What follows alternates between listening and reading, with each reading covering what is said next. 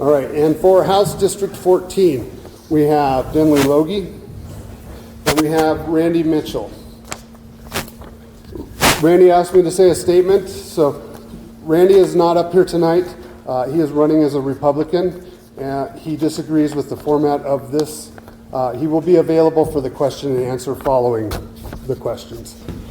We're going to move on to the last bio I have to read. This is for the House District 14. I'll read the bio for Denley Loge. Graduated from high school in St. Regis in 1968. After graduation, he attended the University of Montana and received a Bachelor of Arts degree in Geography, certified in secondary education. During his college summers, besides helping run the family ranch, he began working on highway construction. This became his occupation, mostly in St. Regis and Minnow County area, but building Interstate 90, but also included one stint at Prudhoe Bay, Alaska, as an ice road trucker. In 1986, he began to purchase the family ranch and changed from a private sector road construction to work on the Montana Highway Department and on highway maintenance. He still continues to ranch in St. Regis and also has some timberland that he logs periodically. He is a hunter and a fisherman and can be found singing in concerts and playing his trombone locally or in the University of Montana alumni band. He has spent his whole life participating on local boards and committees. Speaking of his whole life, he has actually been on the county planning board for 48 years. After his retirement from MDT in 2015, he ran for legislature and began as a legislator in Helena for 3 terms and is running for his 4th and final term for the Montana House of Representatives, House District 14. Denley, can you please share any additional information on your professional background? I can add a little bit. Back in the construction days when I started working, I was laborer and I was also superintendent of jobs. The 17 years that I worked construction, I went pretty much all the gamuts of that. But along that time frame and when I was working in construction, depending on what job I was on, I was always offering up ideas to the company, to the superintendents, to the owners. And when you work out on jobs, as Dave knows, there's sometimes problems that show up, and the idea is to add solutions and work through those problems. And that's one of the things I've always been, is to work through the solutions. And when I went to work for the highway department, I was on Lookout Pass to start with. I ended up in Superior as a section supervisor and then back up to Lookout. But we always had problems there that needed solutions, on-the-spot solutions. And that's one of the things, even on that job, that I carried out was problem solving and finding solutions for the problems. And the new director that we have in Helena just told me a few weeks ago, he said that he heard I was the hero up on Lookout Pass because didn't always follow the exact guidelines, because that required a little different planning and thought process up there. But he said you always, from what I heard, you always followed through, you got things done, and if there were any discouraging words, you took all the words yourself rather than dish it off on the crew. You didn't ever pass the buck. And that's what I feel right now. Being in Helena, I'm not there to pass the buck. I stand up for what I voted for. If people have questions, they can ask me the questions. I've been on the Business and Labor Committee for 3 terms. I've been on Fish, Wildlife, and Park Committee for 3 terms, and I'm in Transportation Committee 3 terms, and I'm actually chairman for 2 of those terms. And people call me, and just the other day I got a call. They're having some problems with DEQ, and I called the director of DEQ. And so professionally, I like to get things done, and I think out of the box. Even my cows, to be able to go to Helena, I had to think out of the box, and I leased my cows out so I can be in Helena during calving season. So that's the idea, is to go there and work on solutions. And so that's my background has lent to working on solutions, not just for myself, but for others. Okay, thank you. The next question, Dinley, is what are the primary reasons you're running for this position? 6 years ago, we had Nick Schwatter as the representative, and the day before the filing deadline, we were at a funeral together, and he told me that he was planning on moving to England. And so the position was going to be open, and I filed in the last day because I thought we needed somebody there that knew the community, knew the people, could follow in his footsteps as far as understanding. He actually was even a little young to understand the community, but that's the reason I started. Now it's when I come home and I walk in the grocery store and people say thank you for being there, thank you for representing us. You're representing us, you're not representing any groups, you're not representing factions, you're representing all of us. And that's the reason. It's those thank yous I get when I walk down the street, when I go in the store. I'm available for people. People know they can talk to me, and I think I have the interest. When people are telling me what their interest, I know there are people that don't like the votes, some of the votes. You can't please everybody all the time. But I go out there and I get the input from people, and I try to make sure that I am representing this district and not any special group. So that's the reason I'm going back for the fourth term.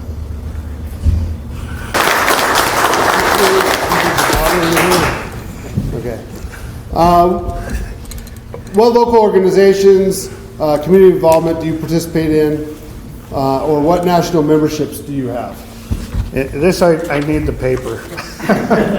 I have a few things that I'm involved in the community, and I have been for a while. And the first one right now, it's the Mineral and Sanders County Forest Collaboratives, and I think right now you're seeing logging trucks go through Mineral County, you're seeing them go through Sanders County. And that's because of the involvement, not just myself. There are a lot of people that have gotten involved in that collaborative, and that's what it takes. It takes that involvement. We've gotten the Forest Service, at least in this area, to turn around. And we've created jobs. When you look at the logging trucks coming through, you know just how many jobs we've created. So that's one of the groups I'm in. I'm chairman of the Mineral County Resource Advisory Committee. When the Title II money comes back from Forest Service, it's supposed to be a group from the county or from the area to decide on some of those projects. People can submit projects, and then that group decides what money goes, and I'm chairman of that Resource Advisory Committee. I was past chairman of the Lutheran Church for about 3 years. I've been on, as stated, on the Mineral County Planning Board for 48 years, so most of you are on any kind of a subdivision. I probably was one of those that did the review on the subdivision as far as the planning board committee made the approvals. I'm on the Mineral County Performing Arts Council. We just put on a concert here about a month ago. I'm on Region 2 Citizens Advisory Committee for Fish, Wildlife, and Parks. We meet in Missoula, but it's a board to apply, and it brings in some of the concerns of the residents of the Region 2 Fish, Wildlife, and Park area. And we discuss it and then send some recommendations to Helena. I've been in the University Alumni Band. I was in the first band that formed. I've been in it 30 years. I missed 1 year, and that was the year I went with the rugby team to New Zealand. I picked the New Zealand trip rather than march in the parade. Mineral County 4-H Council. My Hawaiian shirts have raised over $8,000 for the Mineral County 4-H Council, auctioning them off at the auction sales. And the community band, we always have, or have been, usually if we're not on tractors, we're maybe playing at the 4th of July or playing some of the events around.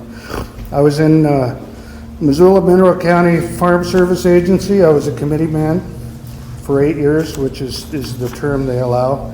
I was on Mineral County Soil Conservation Board for 16 years. I had to resign when I got elected to the legislature. And I've been on the Montana Private Land Public Wildlife Council for 12 years. That was appointed by the governor.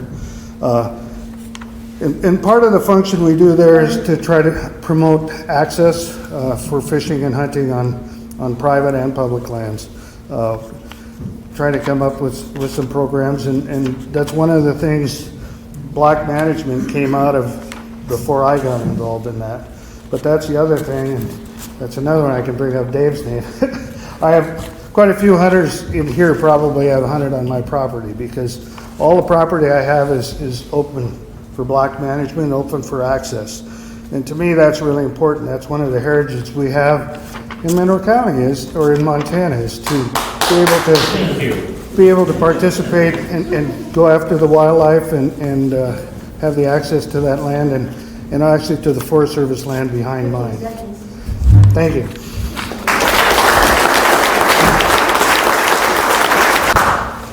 Well, I'd like to say that you get a big long break here, but we have one more question for you, and that is, what are the most important problems that are facing this office? How do you plan to solve them? Going to Helena, we have a lot of problems facing. At least we're not as bad as on the national level. National level, there's chaos, and I think in Helena we haven't gotten to the chaos point yet, but it tries to creep in, and that's one of the things for me. Is I've always been pretty calm and try to work through those solutions and find solutions with just calm approaching, find the right people and talk up solutions. But we've got some of the problems. We've got taxation, and of course property tax, everybody knows that's going out of sight. We have a lot of things happening with the people moving into the state, and I will say this next session there will be quite a bit of discussion on the taxation problem and how to resolve some of those problems with property taxes. Although most of you might not be aware, but the property taxes, most of the reason, all the property taxes come back to the local level except 6 mills for the university and some for education. But it's the local mills. It's the local mills that you pass are what puts your property taxes up. There's an assessment process that goes on, but like I say, that money comes back, and it's the mills that go through the county that are dealing mostly with property. But we have other tax issues we have to deal with. Housing, we all know that's a problem, and to me that is not a public problem as far as you don't infuse money from public funds. It's a private problem. The way to make it successful is maybe some incentivize some of the building, and maybe try to get some of the builders to look at duplexes or fourplexes maybe, so that block of land is costing so much money. If they can put more houses and more people on that block of land, in certain instances you could do that, and that may bring some of the housing costs down. But somehow there has to be an incentive there for that private sector to bite, but not to infuse public funds. Jobs, we know we have a lot of natural resources. Mineral County is one, but you look up around Libby and the regulations have gotten carried away.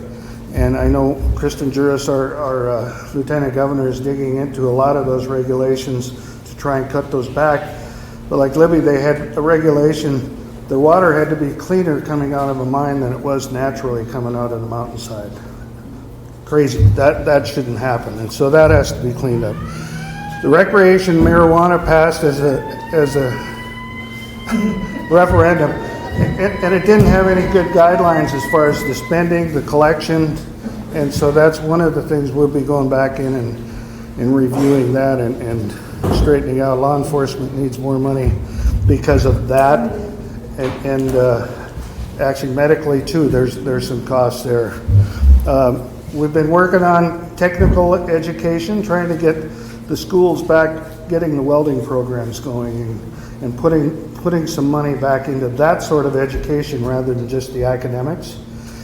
Academics was really pushed by my folks' generation, and we lost a lot of electricians, we lost a lot of plumbing jobs, because for a while those technical schools were kind of second rate, and they are not. They're needed very well. Access is another issue.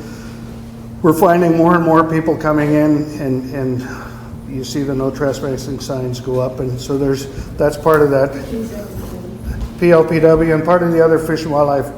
You try to find a way to work through some of those access, but you still have to recognize private property. Private property rights are number one. Stop.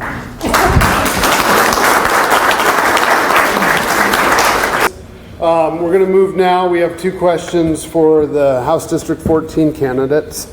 Randy, did you want to take 2 minutes for each of these questions? Sure. Okay.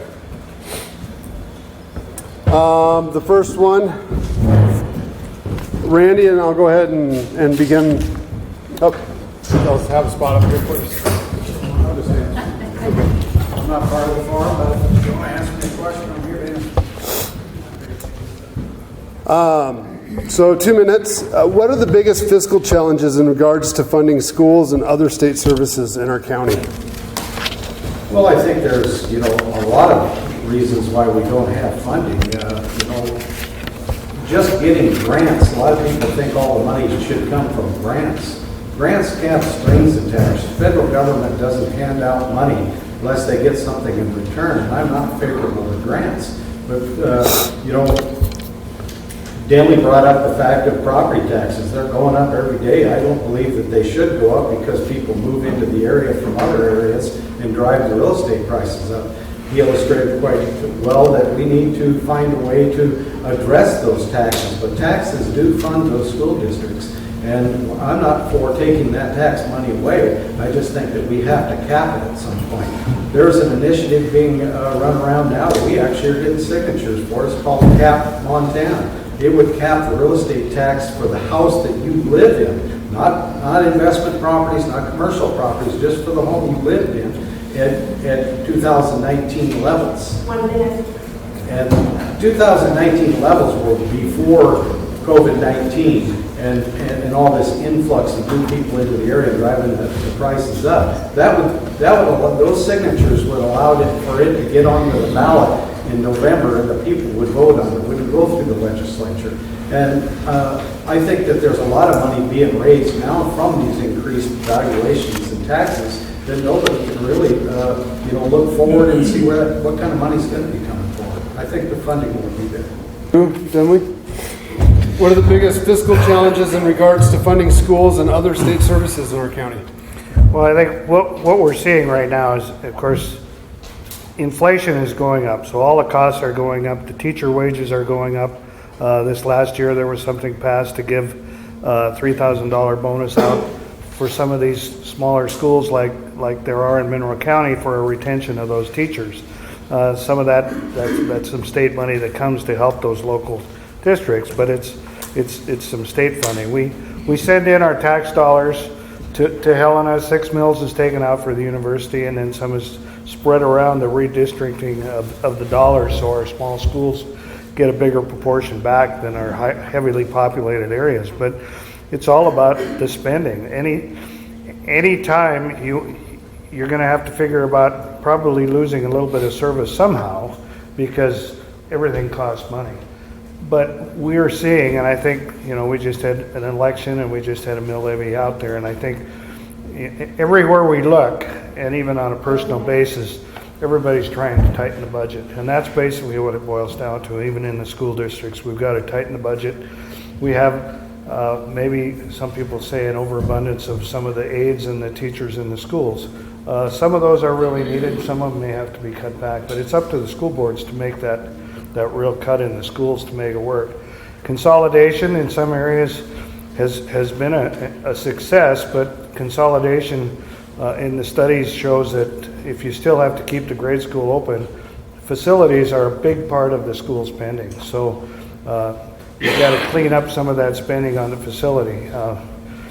It's all about, we don't have enough money to go around, and the only way to straighten that out is cut your budgets, really. That's the simple answer. Okay.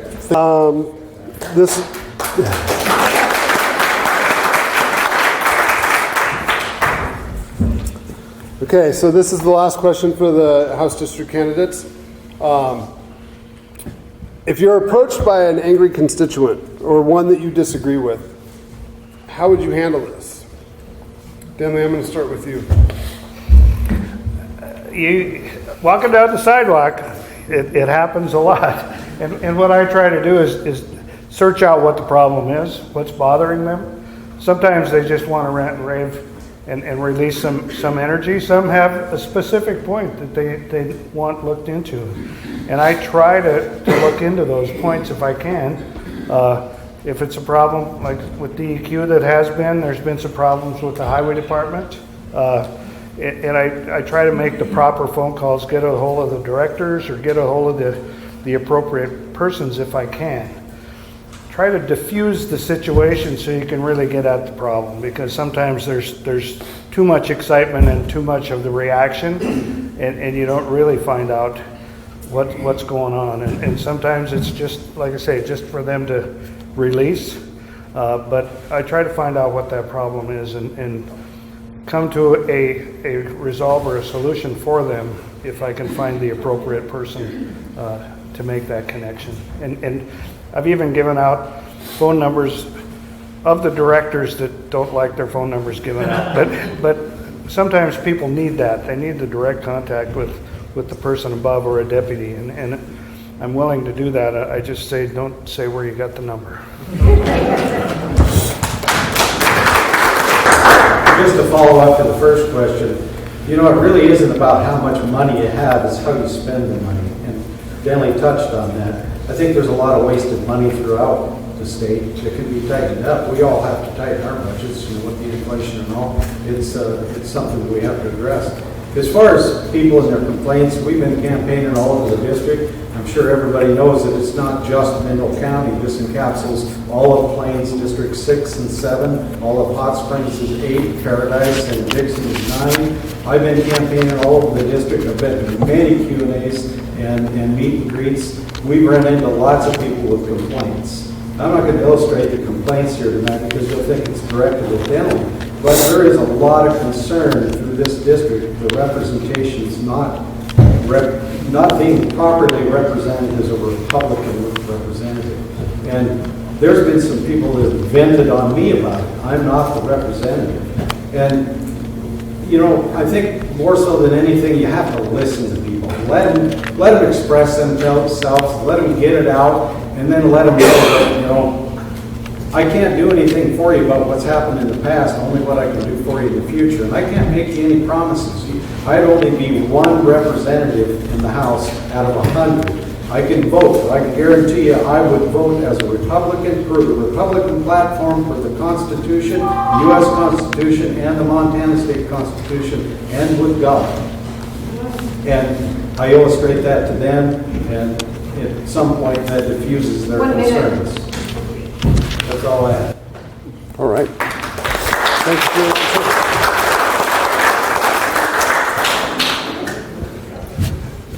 With that concludes all the questions that we're going to ask tonight.